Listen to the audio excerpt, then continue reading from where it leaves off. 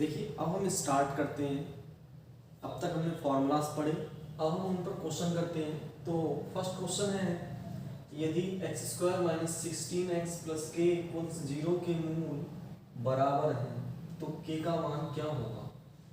तो यहाँ ध्यान से देखिए, हमने आपको पिछली वीडियो में, इससे ठीक पहले की जो वीडियो थी उसमें बताया था आपको द्विघात समीकरण के बारे में कि विभक्त कर होता है, उसमें खासियत होती है अगर d बराबर 0 होता है तो मूल बराबर होते हैं, या मूल बराबर होते हैं तो d बराबर 0 होता है। तुरंत आपको मालूम होना चाहिए कि मूल बराबर है, मूल बराबर है इसका मतलब d बराबर 0 यानी कि बी स्क्वायर बराबर 4ac। आपको एकदम से ये लगाने को मैंने कहा था, यानी कि आप जानते हैं d बराबर होता क्या है, d बराबर होता है बी स्क्वायर माइनस 4ac। और जब d बराबर 0 यानी कि मूल बराबर है इसका मतलब वेक्टर क्या होगा 0, तो माइनस का 4ac उधर भेज देंगे प्लस का हो जाएगा। अब देखिए ये होता है a, ये होता है b, ये होता है c, तो b कितना है 16 माइनस का 16 का स्क्वायर बराबर 4। a कितना है आपका दिख रहा है भाई, यहाँ कुछ नहीं है, इसका मतलब 1 से इंटू हो रही है। फिर c कितना आपको दिख रहा है k। तो नेगेटिव पोर्शन का स्क्वायर आपको मैंने सिखाया है वर्गमूल निकालते समय, नेगेटिव पोर्शन का स्क्वायर पॉजिटिव आता है। तो ये हो गया 16 का 16 गुणा 16 ऐसे लिख सकते हैं, तो आप 16 का स्क्वायर 256 होता है और ये हो गया 4k, तो माइनस माइनस हो जाएगा प्लस, और आप देख भी रहे हैं तो ये हो गया 4 चौक 16, 16 चौक 64। तो k बराबर जो वैल्यू आ रही है वो क्या आ रही है आपकी 64, तो आपका 64 आंसर है। फिर ऐसे ही हम लोग आगे बढ़ते हैं, यदि एक मूल दूसरे मूल का व्युत्क्रम है तो k बराबर क्वेश्चन मार्क है, जबकि 3x square plus 11x plus k बराबर 0 दिया है। उन्होंने कहा है ये समीकरण है आपके सामने, और बोला गया है एक मूल दूसरे का व्युत्क्रम है। व्युत्क्रम मीन्स होता है इनवर्स यानी कि 1/, यानी कि उल्टा।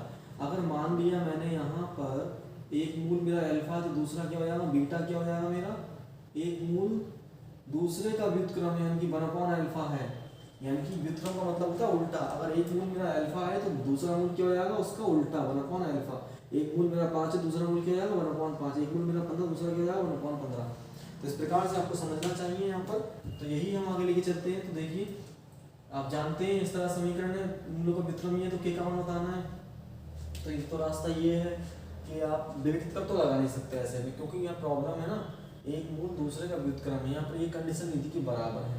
तो आप लोगों को यही रास्ते मिलते हैं, सिर्फ अल्फा प्लस बीटा यानी कि मूलों का योगफल बराबर होता है माइनस का b अपॉन, माइनस का b कितना है 11 अपॉन a कितना है 3।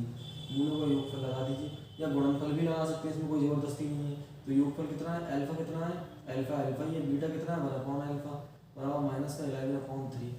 तो पूरी समीकरण तभी सॉल्व हो सकती है जब एक ही फॉर्म में हो। तो एक ही फॉर्म में है तो ये एलसीएम ले लेंगे आप, ये हो जाएगा अल्फा स्क्वायर है ना, अल्फा स्क्वायर प्लस 1/α बराबर हो जाएगा आपका माइनस का 11/3। इस तरह से आप इसकी इधर गुणा कर देंगे, इसकी इधर गुणा कर देंगे, तो ये आएगा इधर का 3 स्क्वायर और 3 की 1 से होगी, 3 एकम 3, अल्फा की इधर हो जाएगी माइनस का 11 इक्वल्स हो जाएगा हमारा अल्फा का भाग में पहुंच जाएगा गुणा में, ये हो जाएगा हमारा माइनस का 11α। ये माइनस का 11α उठा के आप इधर ले आएंगे तो प्लस का हो जाएगा, ये हो जाएगा 3α स्क्वायर माइनस का 11α उठा के इधर लिया प्लस का 11α हो गया, प्लस का 3 बराबर 0। अब ये समीकरण थोड़ी लंबी खिंची, आपको फैक्टर करने होंगे, यानी कि 3 3 या 9 इस प्रकार तोड़ के लिखना होगा, जोड़ना घटाना कितना आ जाए, ये 11 आ जाए। तो ऐसा लगाने के लिए आपको तरीका लगाने पड़ेंगे।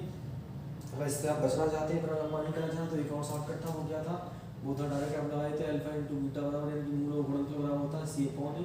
तो मूल गुणनफल लगा दीजिए, अल्फा है और बीटा कितना है, बीटा भी आपका 1/α, सबसे इजी वाला ये हो गया, और c अपॉन a, क्योंकि आपसे k का मान मांग रहा है ना कि अल्फा का मान, इस बात पर ही फोकस कीजिएगा। अगर उसने माना होता कि अल्फा बताओ कितना होगा तो मूल कितना होगा, तब हम लगाते ही, तो हम ये पूरा अल्फा दिखाते, इतनी लंबी मेहनत करते। लेकिन हम लोग मेहनत इतनी लंबी नहीं करेंगे, क्योंकि हमसे क्या मांग रहा है, के का मान मांग रहा है। के किस में आ रहा है उस चीज़ को पकड़ो, वही गुणनफल में क्या आ सकता है, क्योंकि सी अपॉन होता है। सी कितना है के, ए कितना है अपना 3, तो ये अल्फा से अल्फा गया, 3 या भाग में बढ़ाइए गुणा में, 3 कम 3 3 बराबर के, तो के का आंसर ये आ गया।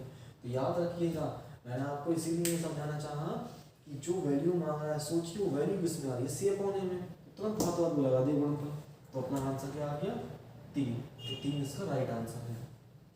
ये सब एक नंबर के सवाल है, ये 10th स्टैंडर्ड में 1 नंबर के आते हैं इस टॉपिक के सवाल। पॉलिटेक्निक में अगर बात करें या किसी अदर कॉम्पिटिटिव एग्जाम से बात करें तो वहाँ कम से कम 4 नंबर के सवाल आते हैं।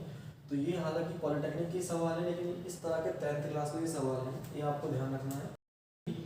2x square minus 10x plus p बराबर 0 का एक मूल दूसरे का 2/3 गुना है तो p की वैल्यू बतानी है। एक मूल अगर हमने अल्फा माना तो दूसरा मूल जो है इसका 2/3 हो जा रहा है, यानी कि अल्फा का ही 2/3 हो रहा है, यानी कि एक अल्फा है तो बीटा जो हो जा रहा है वो इसका 2/3 हो जा रहा है।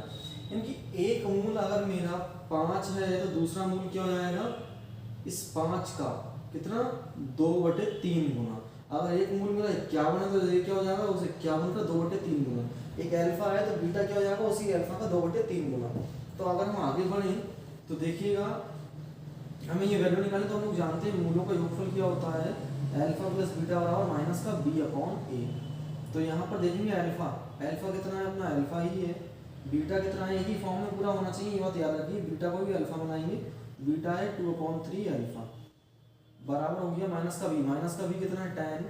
तो 10 जो अपना माइनस का है याद रखिएगा, तो वो माइनस का यहाँ लगाएंगे, माइनस माइनस हो जाएगा प्लस का 10 अपॉन a कितना है अपना a है अपना 2, तो 2 से चला के 2 5 10 5 आ गया।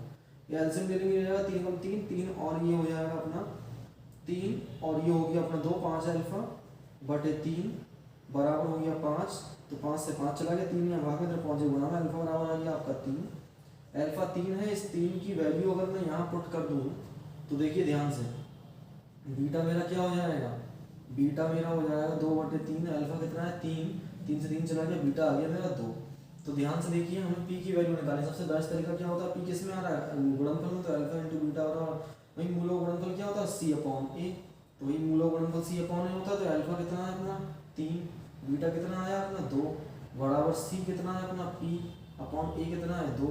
देखिए 3 दूनी हुए 6 और 2 यहाँ भाग में आया गुणा में 6 दूनी 12। तो पी की वैल्यू कितनी आ रही है अपनी 12। तो अपना राइट आंसर क्या है 12।